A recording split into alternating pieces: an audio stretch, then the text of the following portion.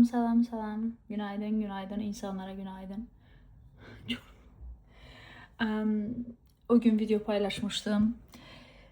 Dünən o kadar mesaj almışam, yani hanımlardan əsasdan. Sevirəm sizi.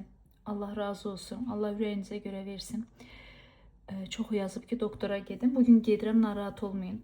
İşlərim çox idi. Bir gün, 2 gün, bir həftəyə yaxında uzadıram və ayağım get-gedə çox ciddi. Yəni heç yerə dəyməyib, heç bir şey, yəni bir deyim ki, ağcaqanad dişləyib, yox, heç nə. Və ayağımın son görüntüsü sadəcə məni çox incidir və bugün indi xəstəxanaya hazırlanıb gedirəm. Ayağım tontiş olub.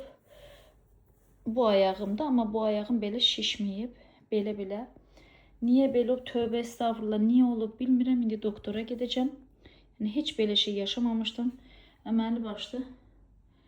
En son ayağım Samira və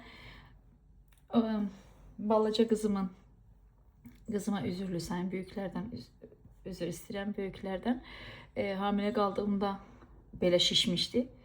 İndi də şişib. İndi gedirəm, fikriniz qalmasın, paylaşacağım sizinlə, xəbər edəcəm. Sevirəm sizi. Ah, dəymə Ponçik. Sevirəm sizi. Görüşərik.